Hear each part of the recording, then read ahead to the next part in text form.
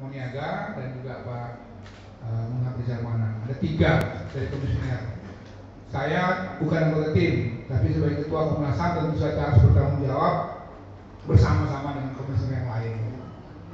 Nah, dari penyelidikan yang dilanjutkan oleh tim dipimpin oleh Pak Anam ini, kemudian didapatkanlah satu kesimpulan hasil dari kajian kita, dari mengumpulkan data keterangan dari berbagai pihak, bahwa peristiwa Paniai 7-8 Desember 2014 itu sebagai pelanggaran HAM yang berat.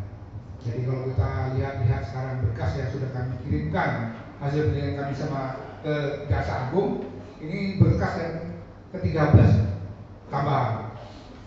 Jadi 3 dulu 12 kan, sekarang kita ada 13. Itu kurang lebih secara umum saya sebagai ketua Komnas HAM menyampaikan maksud dari komnas ini. Tapi lebih jelasnya tentu bagaimana penelitian ini dilakukan dan yang lain saya serahkan kepada ketua tim dan anggota timnya Pak Rizal. Nanti juga mungkin Bu Sandra bergabung, karena mereka bertiga lah yang paling tahu sebetulnya bagaimana hasil penelitian ini. Saya kira itu sebagai pembuka. Sekarang saya persilahkan Pak Anam atau Pak Rizal duluan. Ya, terima kasih semuanya dan mohon maaf memang mendadak karena memang banyak yang WA, telepon, macam-macam. Mendingan langsung begini biar semuanya bisa secara langsung bisa dijawab kalau ada pertanyaan. Tim ini ada saya, ada Pak Muhammad Rizal Manan, terus ada Bu Sandra. Pada tanggal 3 Februari kemarin kami putuskan di rapat paripurna khusus secara aklamasi bahwa ini masuk dalam kita simpulkan masuk dalam pelanggaran HAM yang berat. Kalau dalam Undang-Undang 26 tahun 2000 masuk dalam kejahatan terhadap kemanusiaan. Elemen of crime-nya ada yang ngomong bukan elemen of crime tapi nyebutnya soal crime-nya itu pembunuhan dan penganiayaan. Ada 4 orang meninggal, ada 21 orang luka-luka. Proses ini kami lakukan dengan cara meminta keterangan saksi, meminta berbagai dokumen dan juga kami dapatkan, memeriksa lokasi, termasuk juga memeriksa berbagai info yang relevan, video dan sebagainya. Jadi atas dasar itu semua kami sajikan di rapat paripurna dan kami simpulkan bahwa memang memenuhi unsur untuk pelanggaran HAM yang berat.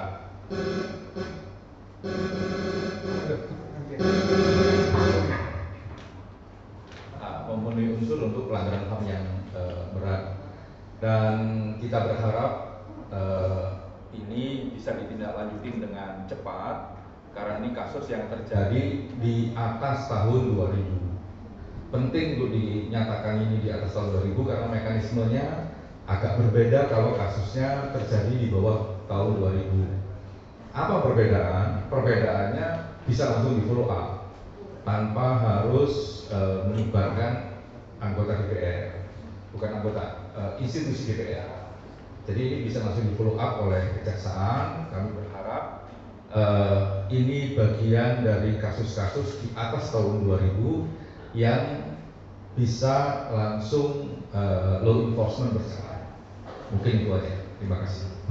Panjang tambahan? Silakan. Baik, terima kasih Pak Ketua, rekan jurnalis yang saya hormati. Terima kasih pada sore hari ini sudah datang memenuhi undangan konferensi pers oleh Komnas HAM, khususnya oleh tim Paniai. Jadi tadi sebagaimana disebut oleh Pak Ketua, oleh Pak Anam, kami merasa perlu untuk melakukan konferensi seperti ini supaya menjadi lebih jelas penyampaiannya. Karena sejak hasil peristiwa Paniai ini dirilis dalam bentuk keterangan pers hari Sabtu yang lalu, ini muncul dari beberapa rekan jurnalis dari WA telepon dan sebagainya, ingin mendapatkan keterangan lebih lanjut mengenai ini.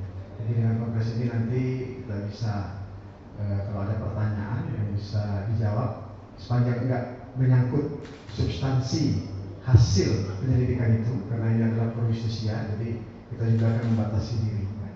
Saya ingin menambahkan ya, kalau hal-hal yang terkait dengan tadi disebut Pak Ketua, Pak Anam, proses tim ini bekerja sudah disampaikan ya, kemudian tadi apa-apa yang sudah dilakukan oleh tim ini. Tim ini sendiri dari durasi waktu dari disebut Pak Ketua ini panjang sekali, 5 tahun kami bekerja ya untuk ini, dan timnya sendiri sudah berapa kali berganti-ganti. Ya. Nah, terakhir tim yang sekarang yang sampai pada hasil akhir penyelidikan ini. Nah, saya ingin menambahkan di luar hal-hal yang sudah tertulis di press release ini dan harus sudah disebut tadi oleh Pak Ketua, Pak Anam, dari hasil penyelidikan terkait peristiwa Paniai ini, kami melihat berdasarkan fakta yang kami peroleh dan ini perlu kami sampaikan ya, adalah adanya indikasi terjadinya obstruction of justice dalam peristiwa Paniai. Saya kira dari beberapa hasil penyelidikan Komnas HAM yang sudah pernah dilakukan, jadi Pak Ketua sudah 12, baru kali ini Komnas HAM secara eksplisit menyebut dalam peristiwa Paniai ini ada indikasi obstruction of justice. Apa yang menyebabkan ada indikasi ini? Ya.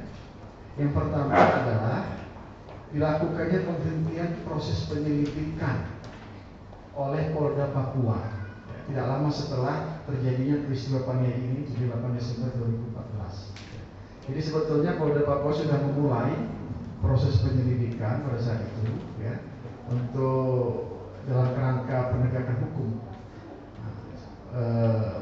Sudah ada pemeriksaan yang dilakukan oleh Polda Papua itu.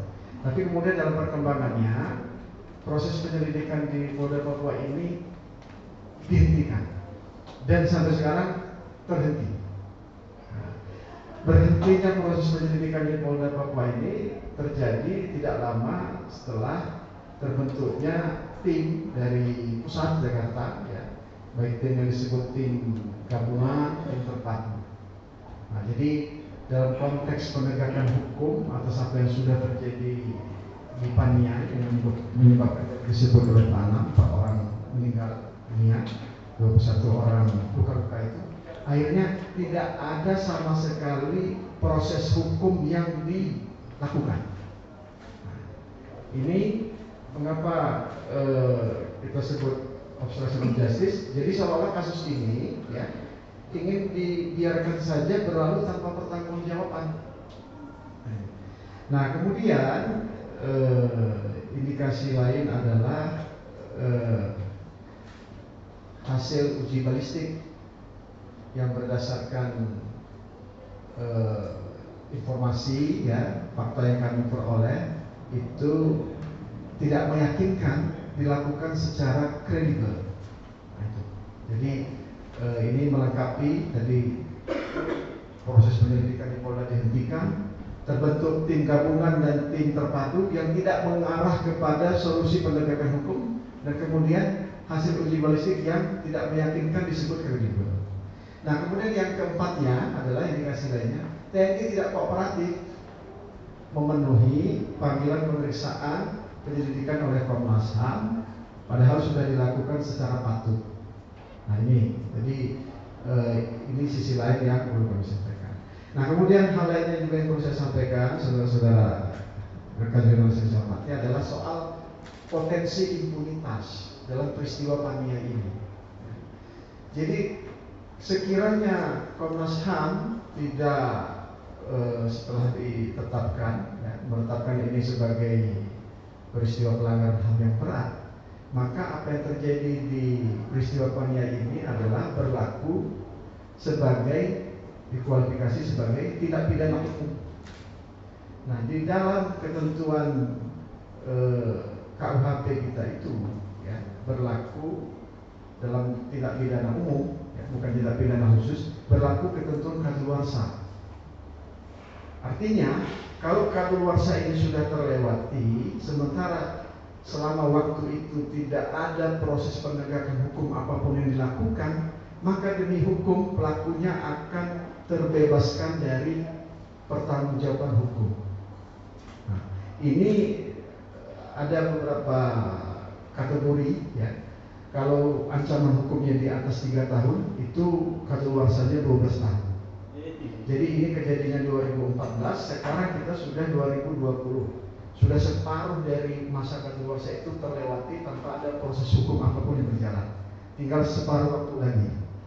Ya, separuh waktu lagi. Artinya nanti 2026 kalau tidak ada proses hukum apapun, maka demi hukum pelaku yang menyebabkan 4 orang meninggal dunia, 21 teraniaya itu dia bebas melenggang tanpa pertanggungjawaban hukum apapun. Nah, padahal di dalam hukum itu ya ada satu asas penting yang saya lupa bahasa Latinnya, tapi kira-kira seperti ini: tidak boleh ada kejahatan yang menyebabkan kematian orang lain tanpa pertanggungjawaban hukum. Itu nggak boleh. Nah, ini jelas ini. Fakta peristiwanya tidak terbantahkan ya, bahwa ada 4 yang meninggal dunia. Nah, kami meyakini masa kadaluarsa itu 12 tahun. Karena kalau untuk masa kadaluarsa yang lebih lama, 16 tahun itu adalah untuk ancaman yang lebih tinggi, ancaman seumur hidup atau mati ya. Dalam pengalaman kita belum pernah terjadi untuk kasus perkara pelanggaran HAM yang berat ini diancam hukuman seumur hidup atau mati ya. Jadi yang paling mungkin adalah di atas 3 tahun, itu berarti masa kadaluarsa 12 tahun. Nah, ini yang penting ya. Kalau terjadi pelaku yang menyebabkan meninggal dunia dan teraniaya itu tidak diproses hukum, maka ini artinya impunitas. Impunitas. Nah, impunitas ini sesuatu yang di dalam prinsip dan norma hukum HAM internasional sangat ditentang, sangat ditolak. Maka mungkin kalau mau agak bahasa hiperbola, diharamkan. Itulah sebabnya mengapa di dalam prinsip hukum HAM internasional terkait dengan pelanggaran HAM berat ini ya, tidak dikenal masa kadaluarsa. Tidak dikenal masa kadaluarsa. Bahkan dalam praktik asas non retroaktif pun itu bisa diterabas. Itulah yang terjadi di pengadilan Nuremberg trial untuk pelanggaran HAM berat kasus Nazi di Jerman. Ya.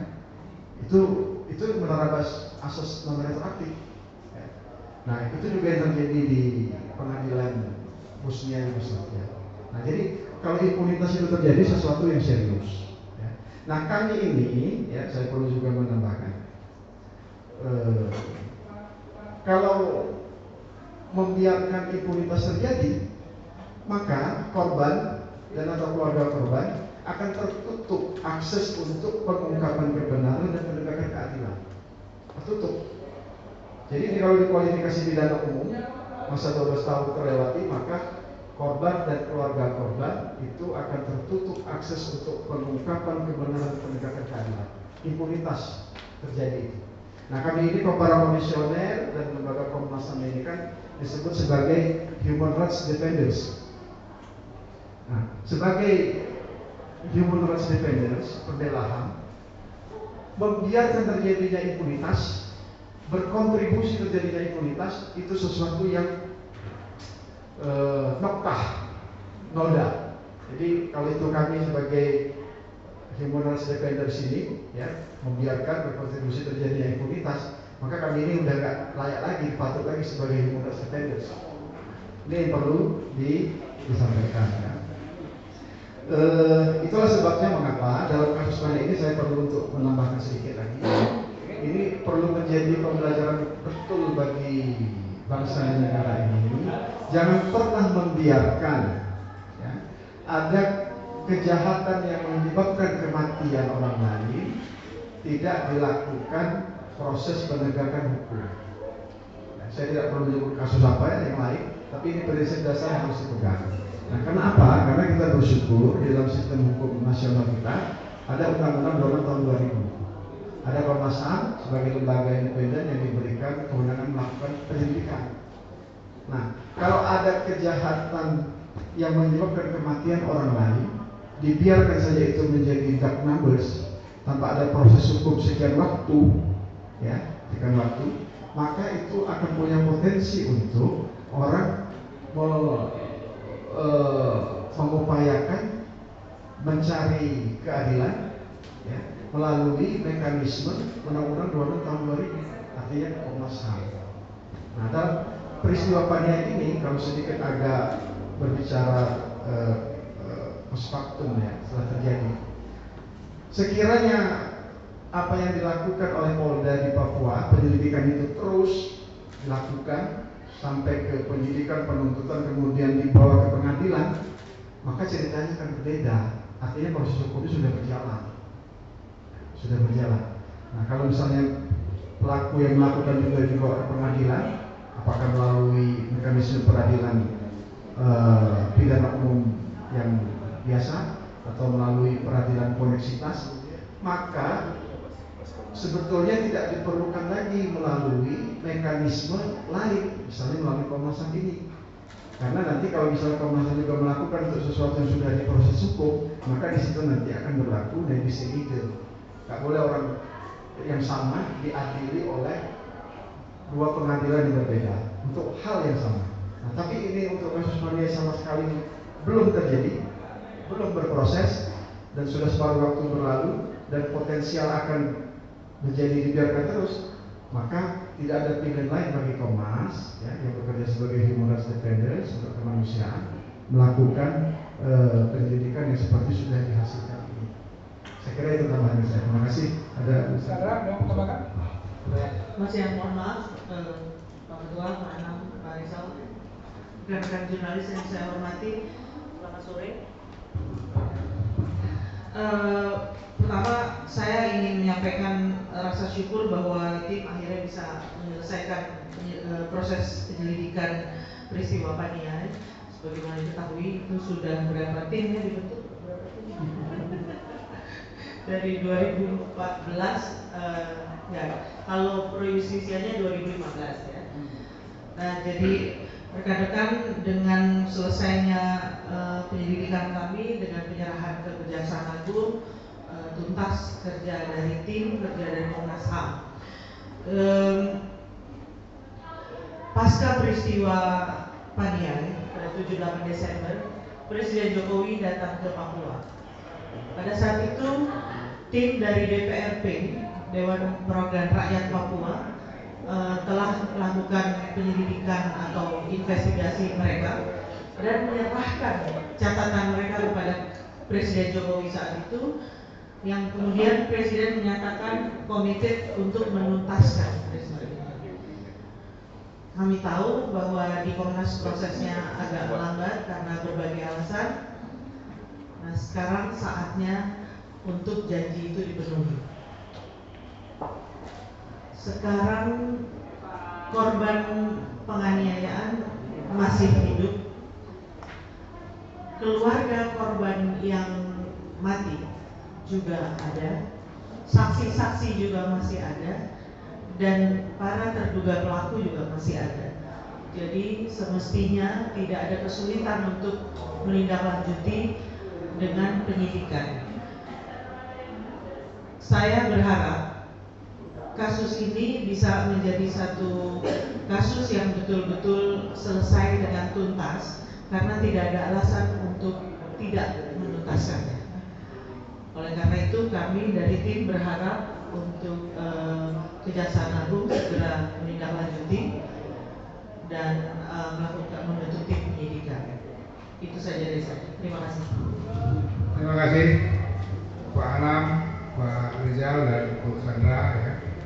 Saya kasih kesempatan, mungkin ada 1-2 pertanyaan. Silakan aja. Silakan, Mas. Selamat sore, saya Dio dari cnnindonesia.com. Pak, Bu, mau mendalami aja mungkin 2 pertanyaan dulu. Ya, mungkin 2 pertanyaan. Yang pertama, tadi kan disebutkan dirilis juga waktu weekend disebutkan kalau kepolisian melakukan obstruction of justice gitu, tapi tidak dimasukkan dalam kategori pelaku pelanggaran HAM berat beda dengan TNI yang 7 kasus dalam rilis ini. Nah ini kenapa tidak dimasukkan ke dalam kategori melakukan pelanggaran yang berat? Terus yang kedua itu tadi yang disebutkan sama Pak Menteri kalau ada potensi untuk impunitas. Nah ini Komnas HAM impunitas. Komnas HAM langkahnya apa untuk mencegah hal itu, karena kita tahu tahun kemarin itu Kejaksaan Agung juga mengembalikan berkas-berkas terkait pelanggaran ada 9 kasus dari orang masalah yang dikembalikan ke Komnas HAM. Nah ini apa langkah terkait kasus yang berada di tahun yang nggak begitu jauh, pemerintahan juga masih sama dan sudah ada penelitian yang diselesaikan Komnas. Terima kasih. Terima kasih. Saya kasih kesempatan satu lagi. Silakan. Komisi Pak, saya Reski dari KBR Kantor Berita Radio. Tadi pagi sudah ada pernyataan dari Pak Muldoko selaku Pak KSP yang menimpali pernyataan dari Komnas HAM bahwa kasus di Pania ini bukan termasuk pelanggaran berat karena tidak ada kejadian yang terstruktur dan sistematis. Kalau dari Komnas HAM nantinya langkah pemerintah harus bagaimana nih Pak dengan adanya pernyataan Pak Muldoko seperti itu? Baik. Terima kasih ya. Ada dua pertanyaan tapi 3 pertanyaan. Jadi saya silakan siapa yang duluan jawab. Pak Anam ya, silakan. Pak Anam dulu. Ya. Baik, terima kasih pertanyaannya. Jadi harus dibedakan penempatan karena ini pertama harus dilihat dalam konteks peristiwa. Siapa pelaku di lapangan yang menyebabkan terjadinya peristiwa. Ya. Nah kita Komnas HAM berdasarkan hasil penyelidikan ini sudah ada di disebut ya. Nah dalam hal Polda ini tidak kita sebut sebagai pelaku, sebenarnya juga nggak bisa baca ya, karena kan obstruction of justice ini dalam konteks bukan peristiwa lapangannya, tapi menghentikan proses penyelidikan itu. Ya. Jadi karena proses penyelidikan dihentikan, maka upaya untuk keadilan justice itu ini tidak dilakukan. Padahal itu sebetulnya awal yang sudah bagus dilakukan oleh Polda itu, langsung dalam waktu yang tidak terlalu lama melakukan penyelidikan. Nah, tapi berhenti, nah, sampai sekarang terus berhenti. Ya. Nah kemudian nanti mungkin tambah lain dari Pak Anam, Sandra, Pak Tua soal impunitas. Soal impunitas ini harus dilihat pertama dalam konteks normatif. Ya, dalam konteks normatif, ketika Komnas HAM sudah melakukan penyelidikan dan menyelesaikan penyelidikannya dan mengeluarkan hasil penyelidikan resmi, maka secara normatif tidak akan bisa terjadi impunitas. Mengapa? Karena di dalam pelanggaran HAM yang berat ini tidak mengenal hakim warsah.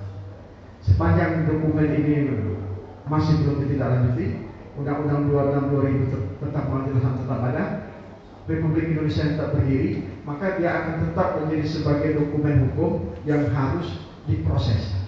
Nah, itu secara normatif. Nah, secara empirik memang ini yang sekarang masih menjadi persoalan bagi kita karena dari 12 berkas sekarang 113 ini kan belum ada kemajuan yang signifikan dalam bentuk tidak lanjut yang seharusnya dilakukan oleh Kejaksaan Agung sebagai penyidik untuk menimbulkan kecurangan. Nah ini memang, tapi belum bisa kita simpulkan ini sebagai impunitas karena memang dalam proses sekarang dengan lanskap politik hukum yang ada saat ini tersendat. Nah, jadi impunitas itu disebut betul-betul dia betul-betul lolos demi hukum. Ini kan hanya belum ditindaklanjuti saja. Kapan akan ditindaklanjutinya ini hanya masalah waktu. Ya. Nah kemudian yang terakhir langkah pemerintah seperti apa? Saya kira tadi sudah disebut oleh Bu Sandra. Karena ini Bapak Presiden Jokowi sendiri sudah sebagai kepala negara, kepala pemerintahan sudah mengeluarkan statement bulan Desember 2014 di Papua minta ini agar diselesaikan. Dan ini tergolong peristiwa yang bisa dikatakan fresh, ya masih segar karena belum terlalu lama dibandingkan berkas yang lain. Nah seharusnya ya pemerintah karena juga sudah melalui pernyataan Menko Polhukam berkomitmen untuk menyelesaikan ini. Nah, dalam konteks ini saya kira langkah yang harus dilakukan oleh pemerintah harus memberi bentuk respon tidak lanjut yang berbeda dengan yang sebelumnya. Konkretnya bagaimana? Konkretnya begini. Ini karena kan akan berhubungan dengan Jaksa Agung sebagai penyidik. Ya. Jaksa Agung jangan lagi seperti pola-pola sebelumnya yang terkesan tidak serius untuk menindaklanjuti karena hanya berhenti pada memberikan petunjuk kepada penyelidik berdasarkan hasil penyelidikan ini. Nah, itu yang terjadi pada sebelumnya. Nah, dengan cara seperti itu yang sudah terjadi dilakukan oleh Jaksa Agung itu seolah-olah ingin menempatkan Jaksa Agung itu baru mau bekerja sebagai penyidik penuntut kalau hasil penyelidikan Komnas HAM ini istilahnya kayak Facebook itu ready to use, ready to eat, nggak boleh seperti itu. Karena Jaksa Agung itu sebagai penyidik di Undang-Undang 26 sudah dijabarkan apa lingkup kewenangannya yang sebetulnya lebih luas dan strategis untuk melakukan pengungkapan kebenaran atas peristiwa pelanggaran HAM dibandingkan lingkup dan kewenangan Komnas HAM sebagai penyelidik. Nah, seharusnya Jaksa Agung setelah ini ya harus langsung bekerja sebagai penyidik yang dia kewenangannya itu lebih kuat. Nah, kalau misalnya ini tidak dilakukan, ya ini seperti yang sering disampaikan oleh Pak Anam di beberapa kesempatan, minta Komnas HAM sebagai penyelidik untuk melakukan wewenang seperti penyidik. Nah, itu dimungkinkan oleh undang-undang. Nah, saya kira itu yang harus dilakukan oleh pemerintah supaya terlihat keseriusan dalam hal menyelesaikan pelanggaran HAM berat ini, apalagi untuk peristiwa Pania yang sudah ada pernyataan eksplisit Bapak Presiden Jokowi agar ini diselesaikan tuntas. Ya, terima kasih. Terima kasih Pak Anam, ada? Silakan. Ya, kalau ada pernyataan bahwa siapapun yang menyatakannya bahwa ini bukan kasus Paniai, bukan pelanggaran HAM yang berat, sepanjang itu bukan oleh Jaksa Agung sebagai penyidik dan bukan dengan SP3, maka semua statement itu adalah statement politik yang harusnya tidak boleh. Ini kan law enforcement. Jadi ini kerangkanya adalah kerangka law enforcement. Jadi dialog law enforcement ya dengan law enforcement. Jadi kalau Jaksa Agung tiba-tiba terus mengeluarkan SP3 misalnya menyatakan Paniai tidak pelanggaran HAM yang berat, itu boleh. Tapi siapapun dia di luar Jaksa Agung sebagai penyidik atau penyidik di Kejaksaan Agung dengan mengeluarkan tidak dengan bukti formal tertulis ya nggak boleh. Jadi biar kita tertib mana yang urusan penegakan hukum, mana yang urusan politik hak asasi manusia itu berbeda. Kalau ini dicampur aduk, jadinya ya kita buat terus potensi impunitas akan terjadi.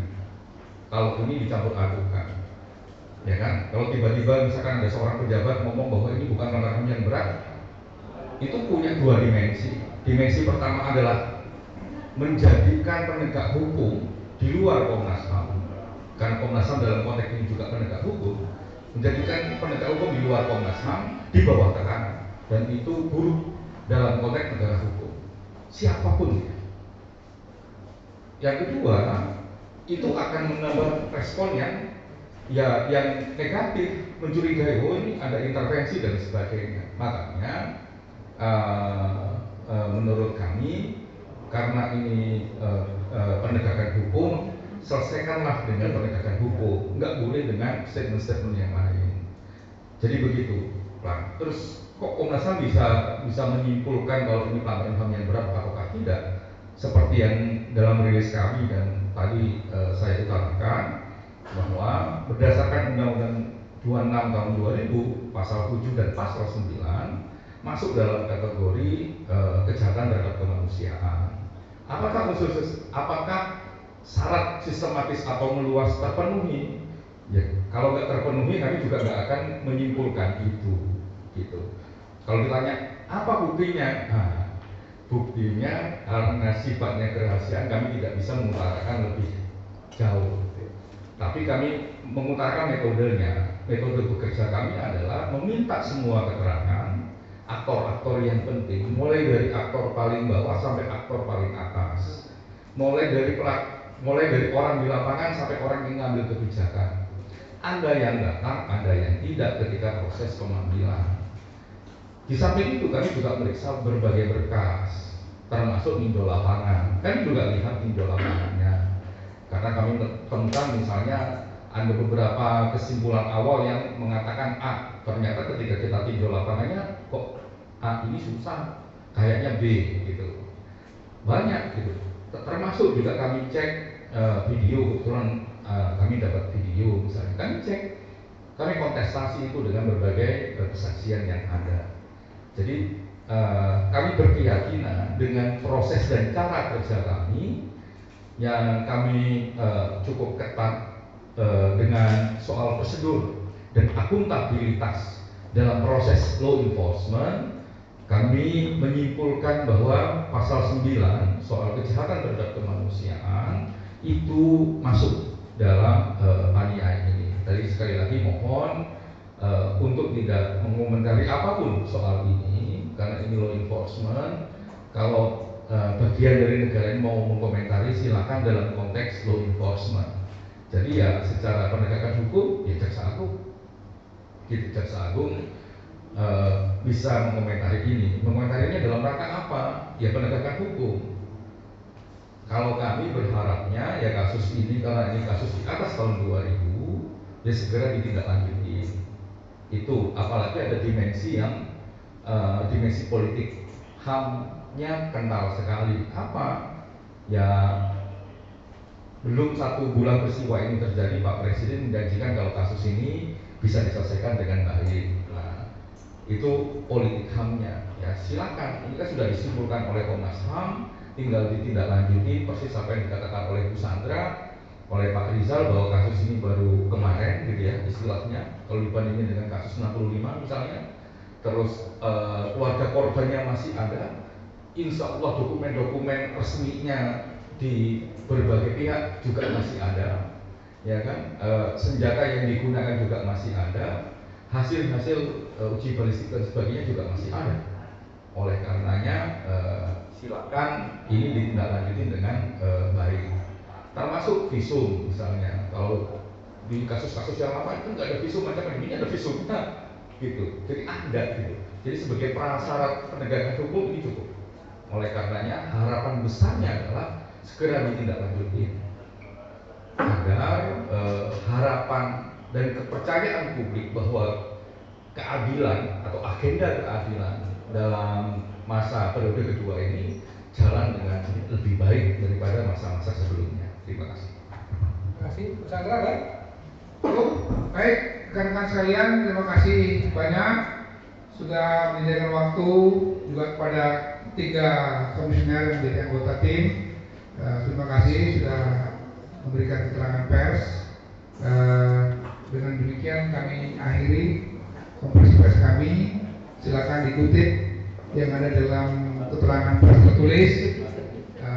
Tadi beberapa tambahan langsung. Kalau ada yang bertanya-tanya silakan kepada anggota tim. Ya. Saya kira demikian. Saya akhiri dengan Assalamualaikum, selamat sore.